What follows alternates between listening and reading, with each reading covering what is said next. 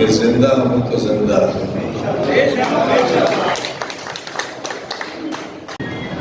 तरके ताल्लुकात को एक लम्हा चाहिए रिश्ता तोड़ने के लिए। तरके ताल्लुकात को एक लम्हा चाहिए, लेकिन तमाम उम्र मुझे सोचना।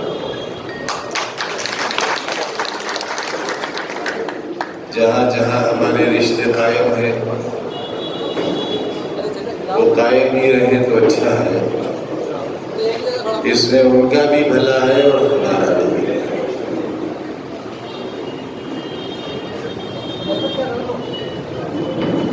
वक्ती तकलीफें नहीं थी, एक मंसूबा था और उस मंसूबे पर बड़ी मुस्तैदी से काम हुआ। बहुत लोग इसमें शामिल थे। आपकी सरकार तो बननी थी और इस हद तक ब्यूरोक्रेसी में यकीन था कि जिन बंगलों में हम लोग रहते थे, जो बंद थे, उनकी सफाई और रहाई शुरू हो गई थी। जनेश्वर मिश्र पार्क जो 5 साल से वीरान पड़ा हुआ था, उसकी मेंटेनेंस शुरू हो गई थी। लेकिन क्यों नहीं बनी सरकार, ये बड़ी बहस है। और उन नेताओं के बीच जिनका बड़ी जिम्मेदारी थी, यकीनन उनसे बात होनी है और जहां जहां कमियां रही हैं उन कमियों पर भी नजर रखनी है। हमारी जेल कैसी थी या कैसी नहीं थी वो अलग बहस है, लेकिन बीमारी से लेकर जेल के निकलने के आखिरी दिन तक कोई कोशिश नहीं रही कि मैं निकल न सकूं। हमारे कत्ल का इल्जाम नहीं लेना चाहते। मार देना कोई बड़ी बात नहीं। जेलों में लोग मारे जाते हैं और जिस जेल में हमारा पूरा परिवार था, वो जेल पूरे हिंदुस्तान की मशहूर जेल है। उसे सुसाइडल जेल कहा जाता है, यानी खुदकुशी की जेल। आए दिन वहां लोग सुसाइड करते हैं, बच भी जाते हैं, मरते भी हैं। सोचा होगा ये 3 लोगों में से कोई एक कमजोर तो पड़ेगा ही, और जब एक अपनी जान देगा तो फिर दूसरा और तीसरा हमेशा के लिए मुखालिफ कहानी बढ़ जाएगी। लेकिन याद होगा मैंने आपसे बहुत बार कहा है कि जमीन वालों के साथ इंसाफ करो, और अगर तुम इंसाफ नहीं करोगे तो फिर आसमान वाला इंसाफ करेगा, और जब वो इंसाफ करेगा तो तुम दाग नहीं ला सकते। और मुल्क में यह एहसास पैदा कर दिया गया था कि मैं देश का माफिया नंबर 1, न जाने कितनी जमीनें, कितनी दौलत लूटी है मैंने, कितना बड़ा अपराधी हूं। अगर ये सब कुछ नहीं होता तो शायद जमीन की सबसे बड़ी अदालत, जिसके बाद सिर्फ मरने के बाद ही अदालत लगेगी, वो अदालत ने तारीखी फैसले दिए हैं, वो रहती दुनिया तक फैसले पढ़े जाएंगे और उन फैसलों का जहां कुर्सियों पर बैठे हुए जज साहिबान हमारे वकील को बोलने से रोक देते हो, और जिन्हें ये यकीन हो गया हो कि एक बहुत मजलूम शख्स, जहां जज साहब ने 27 महीने नहीं कहा, 27 महीनों के कितने दिन होते हैं ये गिनकर आए थे। 5 महीने जमानत का फैसला रुका रहा, उसे 5 महीने नहीं कहा, 5 महीनों में कितने दिन होते हैं ये कहा, और जो फैसला हुआ संविधान की जिस धारा को हमारे लिए इस्तेमाल किया गया, वो आजाद हिंदुस्तान में पहली बार किसी शख्स ने,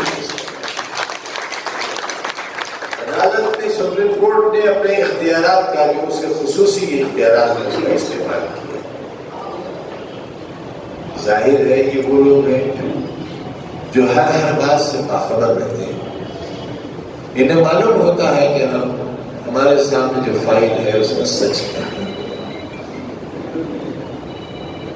2 आखिरी तारीखी फैसलों ने न सिर्फ ये कि हमारे चेहरे पर लगी हुई स्याही को मिटा दिया, बल्कि पूरे मुल्क में एक मजलूम की हैसियत कायम हो गई और हर शख्स में जाहिर हो गया। इतने मुकदमा में एक मुकदमा भी हमारे ऊपर करप्शन का नहीं है, बेईमानी या घूसखोरी का नहीं है।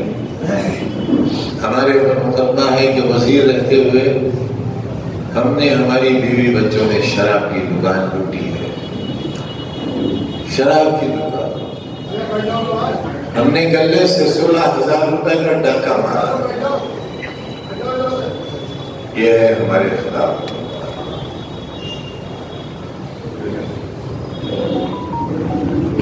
हमारे दिल का हाल आप सोच नहीं सकते। बहुत सी चीजें ऐसी थी जो जेल में हमसे पोशीदा रखी जाती थी। वहां तो सिर्फ एक परेशानी थी कि मैं जेल में हूं, लेकिन बाहर आने के बाद मेरे साथियों ने, मेरे चाहने वालों ने जितनी कोशिशें की हैं और जितने जुल्म सहे हैं, वो सुनकर कई बार सोचता हूं कि क्या मैं जेल में इससे बेहतर तो नहीं होता।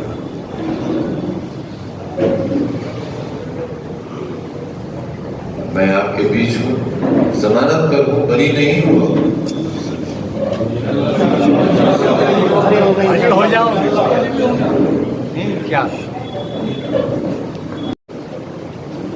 मेरी खता यह है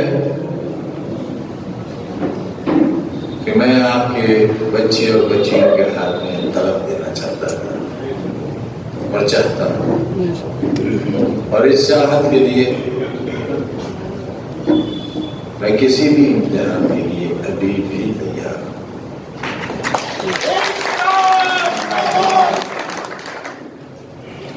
हमने जिस मजबूती से 2 हुकूमतों की ताकत का मुकाबला किया है वो सब आपके साथ, लेकिन हमारी हुकूमतों से शिकायत तो बहुत कम है। अगर आप मुकदमों की फहरिस्त देखेंगे तो उसमें 99% लोग वो हैं जिनका कबीला वही है जिस कबीले में काम करते हैं, जिनके माथों पर नमाजों के निशान और चेहरे पर नेकी का नूर है। उन्होंने चेक और ड्राफ्ट से पैसा लेने के बाद भी ये कहा कि आजम खान ने जबरदस्ती उनसे जमीन छीन ली। हार गए वो मुकदमा।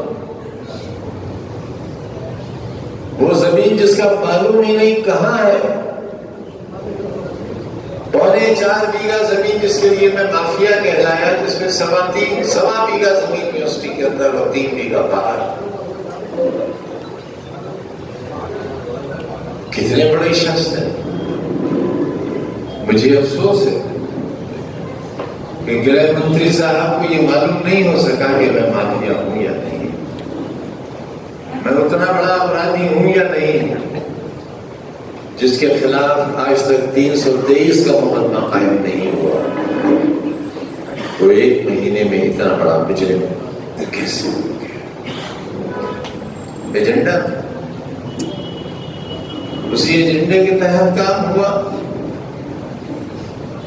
लेकिन जमीन की उस आखिरी अदालत ने लाज रख ली है संविधान की और कानून की और इंसान।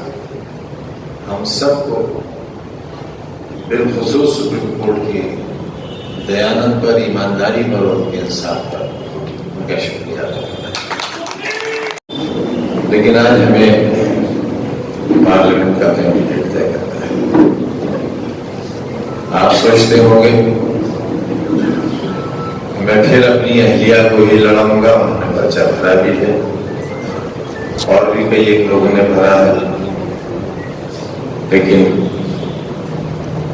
मेरी राय यह है बहुत लंबी मुद्दत के लिए यह चुनाव नहीं है। हम एक ऐसी मिसाल पेश करें और ये भी आपको बता दूं कि पिछला चुनाव पार्लियामेंट का मैं नहीं लड़ता, लेकिन मुझे मालूम था कि कचहरी तक पहुंचने नहीं दिया जाएगा और चुनाव का नाबोज हो जाएगा। यही विधानसभा में आलम था, जो दहशत थी और जो पुलिस का रोल था, तो यहाँ का इंतजामिया था। विधानसभा के चुनाव में भी यही अंदाजा था कि पर्चा भरा नहीं जा सकता, लिहाजा रसीद हमने आपके भरोसे पर खरा उतरने की कोशिश की है और दुआ करिए ये सर मालिक के सिवा कहीं ना झुके, और अगर इसके झुकने की नौबत आए तो ये सर धड़ पर न रहे।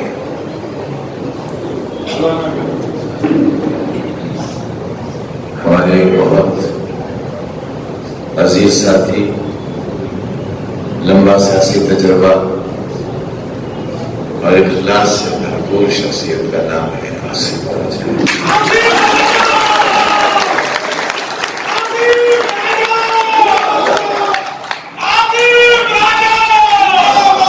ये चुनाव